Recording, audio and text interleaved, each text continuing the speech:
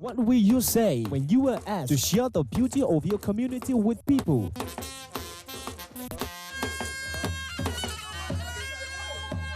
How will you feel when you are called to show up your tradition and culture among your friends and your loved ones?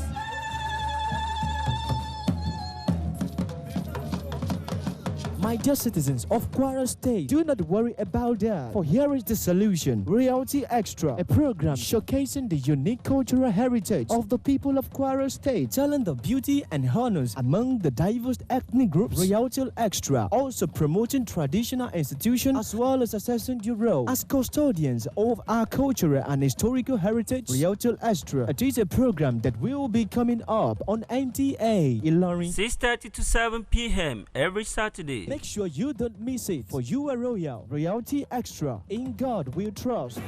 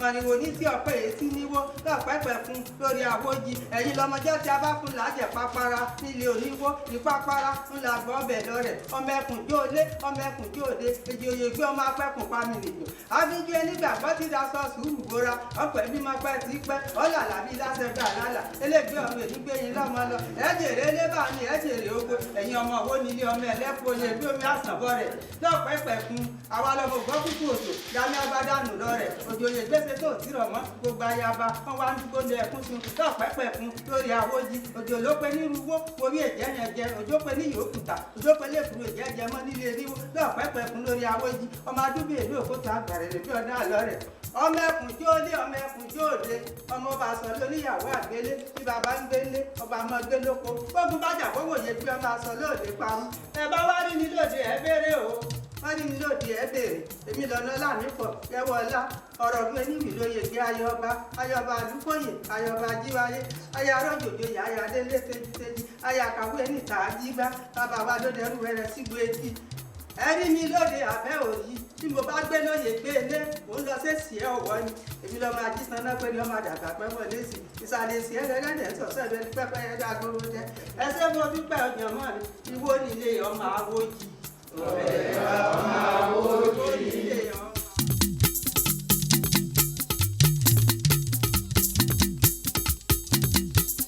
èmi ni Alhaji Yusuf Salaudeen baálẹ̀ ìlú Ìwó ní àsìkò ọba wa Olútádé ni èmi náà wọ ìlú tí mo jẹ́ baálẹ̀ tí mo jẹ́ gbàkejì ọba ní ìlú Ìwó.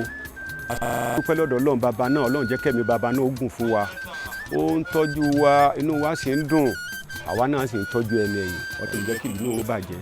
ní àsìkò ìgbà tí Olútádé wọ ìlú àti Alhaji Yusuf gbogbo ìlú yìí ló ń tùbà ló ń tùṣẹ́ bí ọ̀tún ṣe ń dùn bí ṣe ń dùn ìlú yìí gan-an kò dùn báyìí tó tẹ́lẹ̀tẹ́lẹ̀ nígbà tá a dé náà ló ń dùn sí i onílé ń kọ́lé ọlọ́kọ̀ ń rọkọ̀ torí tá a máa ń gbọ́ tẹ́lẹ̀tẹ́lẹ̀ ni pé kẹ́lòmíì tó gbé káwọ́ ìlú ìgbọ́n máa ń bẹ̀rù ṣùgbọ́n àti wá sí wọn níyè bọ́mọdé ti ń gbé káwá làgbàlagbà ń gbé káwá ní à ń kọ́lé àkódà ilé tẹ́lòmíì ń kọ́ gan-an gbà wá wòran ni kọ́lọ́n jẹ́ kiri náà kárí ẹnì kọ̀ọ̀kan wa.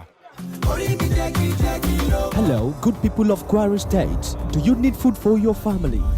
you interested in boosting your business? Here is Mistophic Ventures for you. A warehouse full of various food items such as rice, semo, noodles, spaghetti, beverages, granite oil, and lots more. At Mistophic Ventures, all our goods are in wholesales. We also help our customers in delivering their goods to their various destinations with our trucks. Mistophic Ventures warehouses are located inside Kulenden Market, Zango area, Ilorin, Kwara State. You can also get us inside Mandiat Market along Adewale area. Ilorin is also located at Eshuwaye Shopping Complex along Western Reservoir Road, opposite Mandiat Market, Adewale area, Ilorin, Kwara State. Telephone 0806 06 99 981 or 0808 61 89 816. Mistophic Ventures, ensuring food security for people.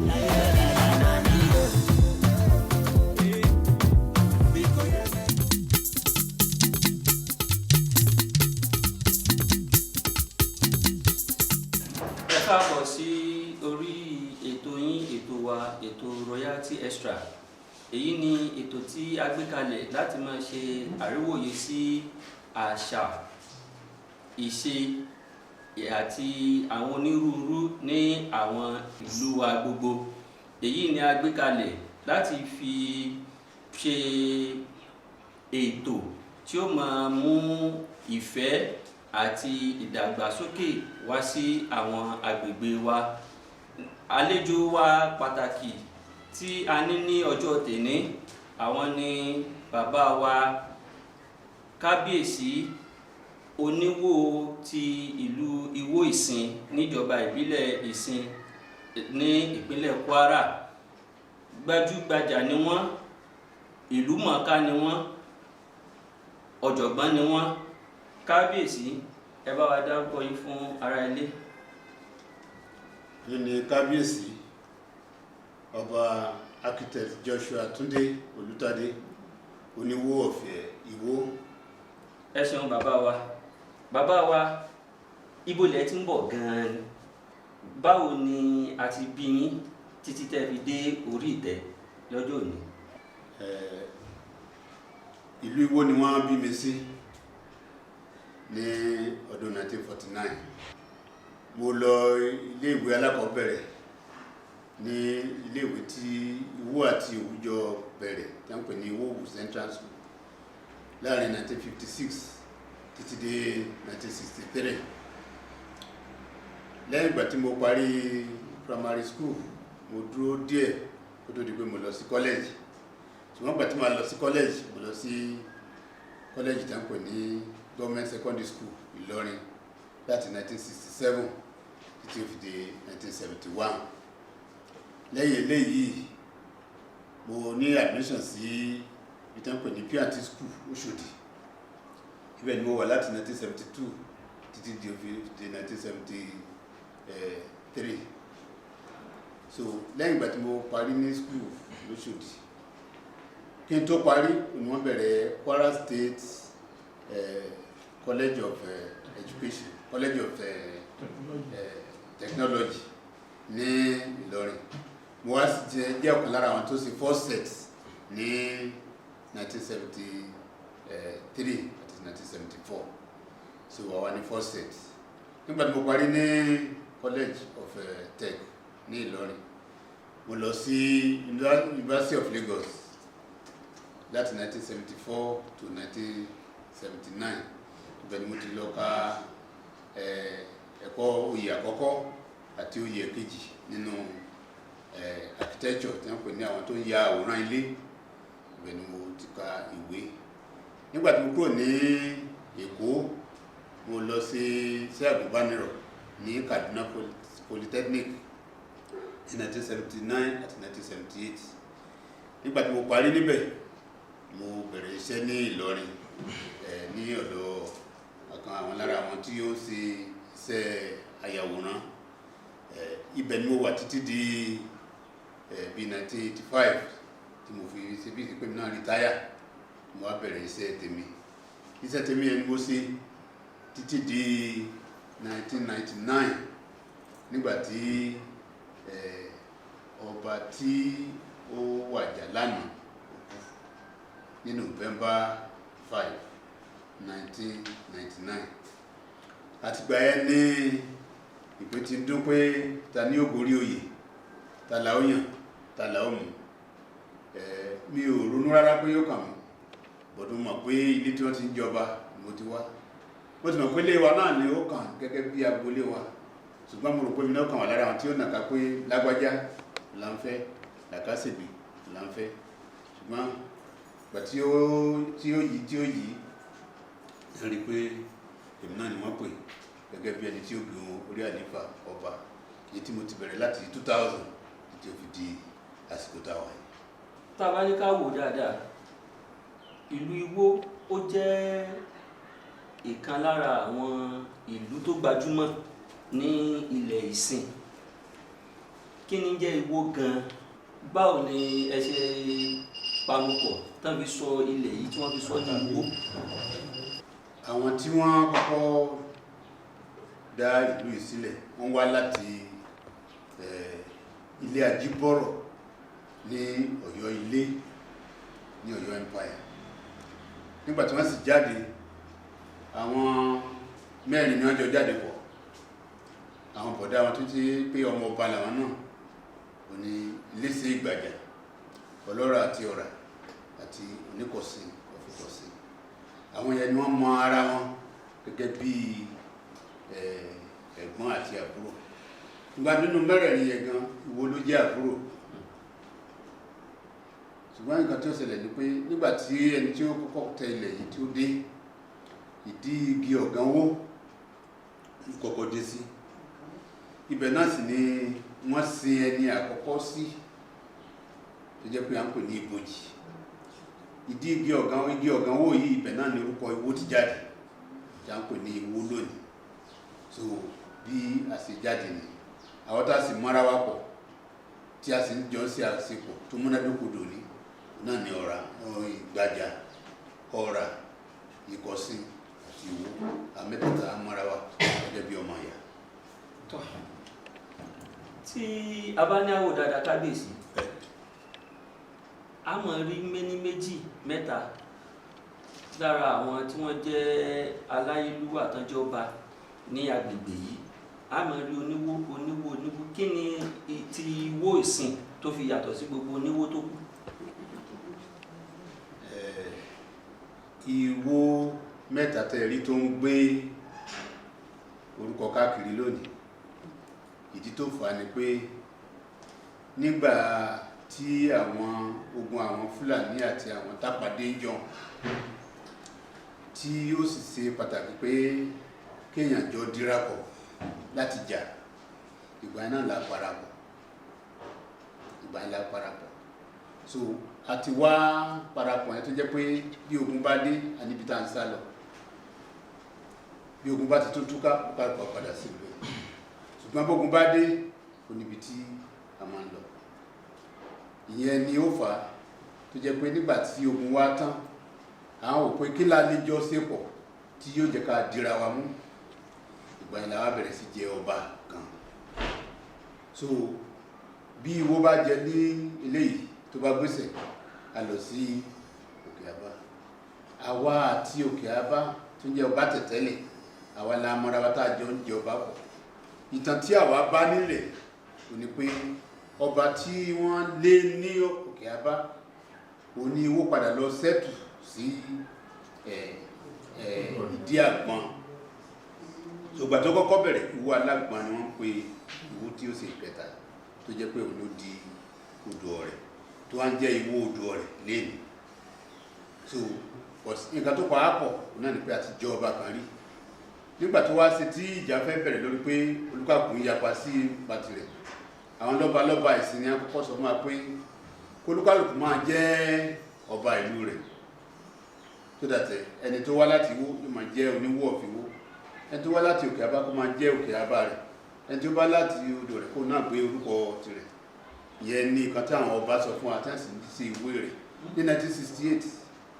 Ṣùgbọ́n nígbà tí yóò yí bírí, ọba tó gbéṣẹ̀, Olúṣèyí Sanni tó gbéṣẹ̀, ló wá fọwọ́ sí pé káwọn ọba ìlú tó kù náà kàn jẹ́ Oníwó.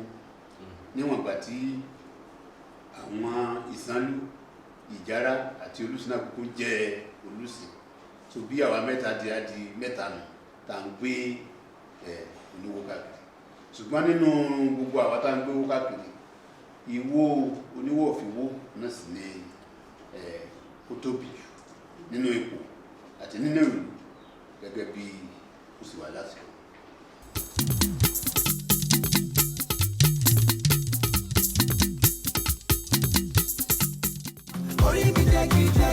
Hello, good people of Kwara State. Do you need food for your family? Are you interested in boosting your business? Here is Mistofik Ventures for you. A warehouse full of various food items such as rice, semo, noodles, spaghetti, beverages, granite oil, and lots more. At Mistofik Ventures, all our goods are in wholesales. We also help our customers in delivering their goods to their various destinations with our trucks. Mistofik Ventures warehouses are located inside Kulenden Market, Zango area, Ilorin, Kwara State. You can also get ours inside Mandiat Market along Adewale area. Ilorin is also located at Eshuwaye Shopping Complex along Western Reservoir Road, opposite Mandiat Market, Adewale area, Ilorin, Kwara State. Telephone 0806 06 99 981 or 0808 61 89 816. Mistofik Ventures, ensuring food security for people.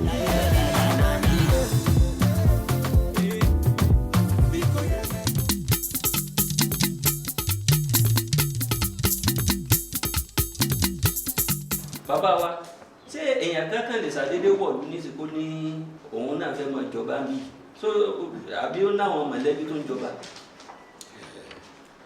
Ní ìlú Ìwó agboolé 9 la ní.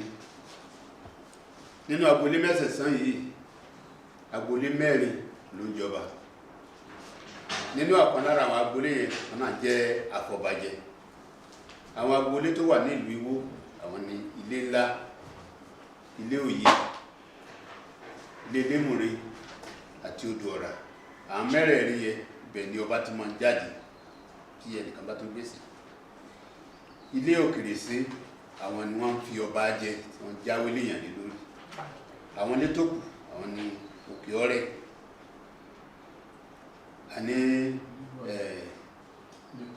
ilé Odò Ọdẹ, àní ilé Òkè Ọ̀pẹ́, àní ilé Ìlésì ẹ̀ ó jẹ́ ilé 9 tó wà ní ìlú Ìwó. Tàbá ní ká wò dáadáa, ọba ẹlẹ́ẹ̀kẹ́ ló lẹ́yìn ní ìlú Ìwó.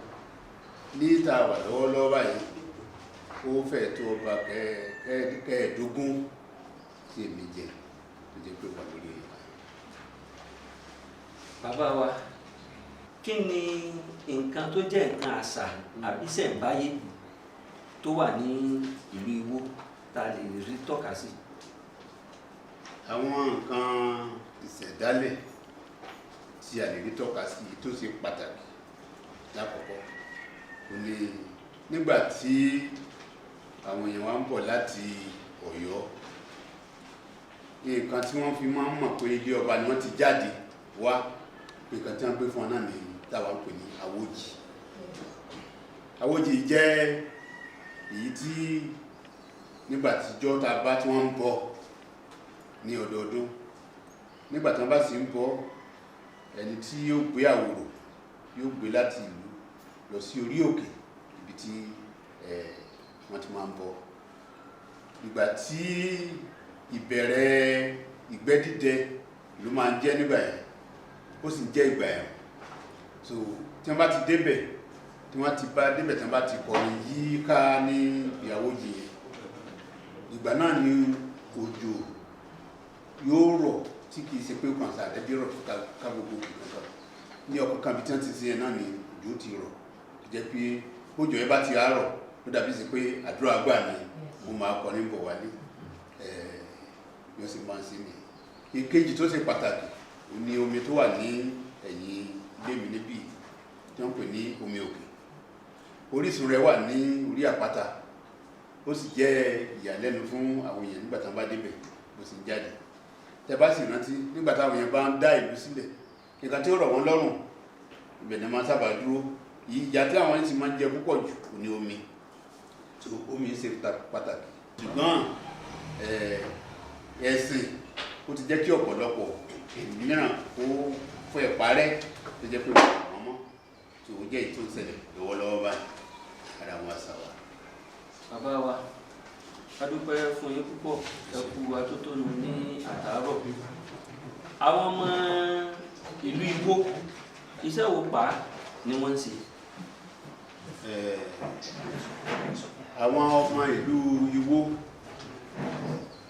iṣẹ́ oko dídá la fi bẹ̀rẹ̀, ṣùgbọ́n gbà tí ọ̀làjú dé ọ̀pọ̀lọpọ̀ ti yà sí ẹ̀kọ́ lóríṣiríṣi and a sì dúpẹ́ lọ́wọ́ Ọlọ́run pé lónìí ìlú Igbó ní ọ̀jọ̀gbọ́n tó tó 6 professors táǹpẹ̀ ní professor tó tó 6 ó sì jẹ́ ọ̀kan nínú àwọn ìlú tó ṣe pàtàkì ní ìsìn tí wọ́n ti ní professor tó tó báyìí.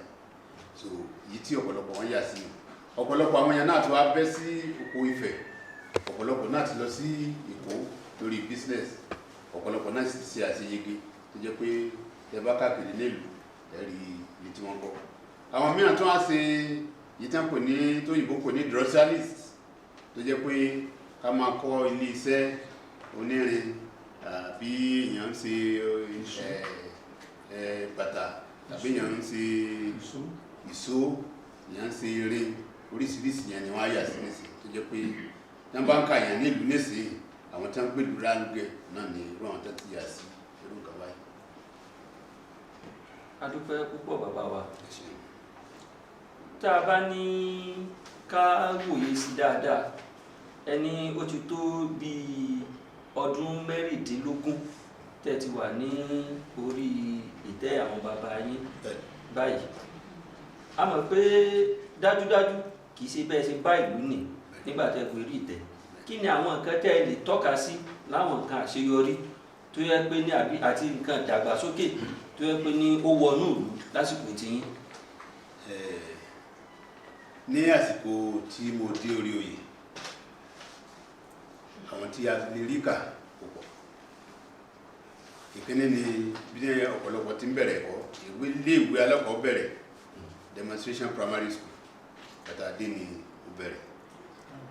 Ojú ọ̀nà tí tọ̀ débí tó jẹ́ pé ó dé Ọlọ́dà lónìí, eléruku ní tẹ́lẹ̀ tó jẹ́ pé látòkè nígbè dé Iwó a máa lò bí 30 minutes àbí 45 minutes ní ìsìn láàrin ìṣẹ́jú 10 látòkè nígbè tí ó ti débí. Ọlọ́run náà wá lọ́wọ́ tó jẹ́ pé bọ́ọ̀hù nígbà tí mo dórí oyè náà ni bọ́ọ̀hù dé. Lónìí a ní tó 15 boreholes ní ìlú Iwó. Hospital ní àsìkò tèmi náà ni wọ́n upgrade health center wá sí Iwó comprehensive medical center tó jẹ́ pé àwọn gbádùn lọ́wọ́lọ́wọ́ báyìí. Lásìkò tèmi náà ni a ní the first deputy governor ní ìsìn tó sì sá fún 8 years.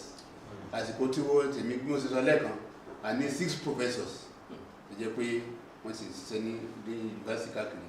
Ẹnìkan tẹ̀ wà ní North America báyìí lọ́wọ́lọ́wọ́ báyìí tó sì ṣiṣẹ́.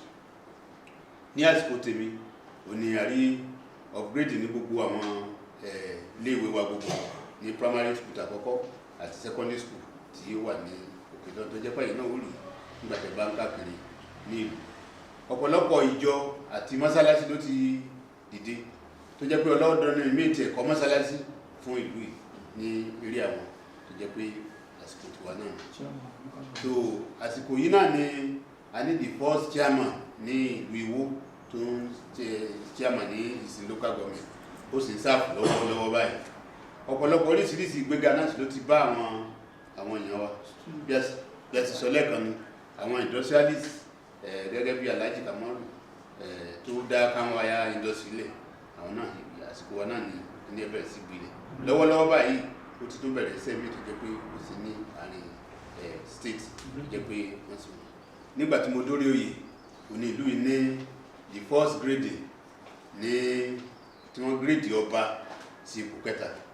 Lásìkò tèmi náà ni wọ́n grade ọba sí ipò 2 tó jẹ́ pé láìpẹ́ láì jìnnà a ó gba ọ̀pá rẹ̀ sí jẹ́ pé gbogbo èèyàn ó sì wá bá wa yọ. Tó lè jẹ́ díẹ̀ lára àwọn nǹkan tí ó jẹ́ pé wọ́n sì.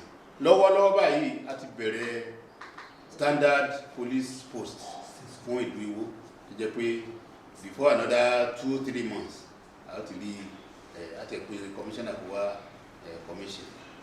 Bí mo sì sọ ní ọkọ̀ jẹ́ díẹ̀ lára àti àmọ́ ẹ̀jẹ̀ kó ṣẹlẹ̀ ṣùgbọ́n ká tó dé gan iná ti dé ìlú lẹ̀ omi standard omi ti dé ìlú lẹ̀ àti oríṣiríṣi kàmí tó ti ṣẹlẹ̀ bọ̀tí tí mo kà òní kan tó ṣẹlẹ̀ nígbà tí mo dé orí oyè. Bàbá wa ẹ ti jẹ́ ká mọ oríṣiríṣi ìlọsíwájú àti àwọn àṣeyọrí tó ti wọ inú ìlú Ìwó ní àtìgbà tẹ́ ti di orí ìtẹ́. Ṣé kò wá sí ìpèníjà kankan àbí àwọn nǹkan míì tí ẹ tún ronú kàn látọ̀dọ̀ ìjọba àbí látọ̀lọ́dàn? Tí a bá wòye ká gbogbo ìlú káàkiri a rí pé ọ̀pọ̀lọpọ̀ ló ń sá kúrò ní ìletò tí wọ́n lọ sí ìlú ńlá ṣùgbọ́n tó bá ṣe pé nǹkan tí wọ́n ń sá lọ fún ní ìlú ńlá náà làwọn náà ní bí ọ̀pọ̀lọpọ̀ ní ó dúró sílé ọ̀pọ̀lọpọ̀ àwọn èèyàn wa nísìnyí ní wọ́n lọ sí Èkó lọ sí Ifẹ̀ ṣùgbọ́n ìlú Ìwó lọ́wọ́lọ́wọ́ báyìí torí tó jẹ wá lógún jù náà ní ẹ̀kọ́ à ń fẹ́ higher institution ní ìlú wa bí à ń fẹ́ both polytechnic and university ní ìlú wa bí tó jẹ́ pé yóò máa draw àwọn èèyàn wálé àwọn fẹ́ kí wọ́n upgrade the comprehensive medical center wa to standard hospital and àwọn fẹ́ àgbẹ̀niwá níbí a sì ní ilẹ̀ tó pọ̀ kí wọ́n fún wa ní government farmland government bí gbogbo ètò tó jà lórí àgbẹ̀ tí ó fi lè ran àwọn èèyàn wa lọ́wọ́ lè jẹ́ wá lógún púpọ̀. Àtàrà kátà òkà lẹ́ẹ̀kan tó ti important ní ìlú wa níbí People's Bank ìtọ́jọ́ sí ọjọ́ tí wọ́n pè ní Bank of Agric nísìnyí 17 or 23 ló wà ní state tẹ́lẹ̀ 3 péré ló kù ní gbogbo state Ìwó sì jẹ́ ọ̀kan lára wọn tó jẹ́ pé kò ní àgbégbà àwọn fẹ́ situation tó jẹ́ pé ní bá gbé ìrọ̀lẹ́ yìí gẹ̀. A dúpẹ́ lọ́wọ́ yín bàbá wa kábíyèsí ọba architect Olútádé.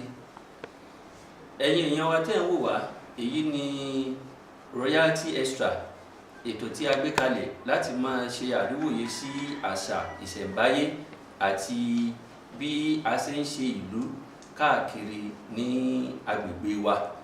A dúpẹ́ fún yín pẹ̀lú bẹ́ẹ̀ ṣe darapọ̀ mọ́ wa ní àtàárọ̀. Lágbára Ọlọ́run gbà tí ó bá fi di ọ̀sẹ̀ tó ń bọ̀ àlejò pàtàkì míì aláyélúwà míì náà látún gbé wá sí orí ètò láti lè máa fi dá wa lẹ́kọ̀ọ́ àti ìdáni ní àráyá. Orúkọ tèmi lẹ́ẹ̀kan sí ni Arówóná Abdulazeez. Ní agbára Ọlọ́run ìpàdé wa ó di lọ́sẹ̀ tó ń bọ̀.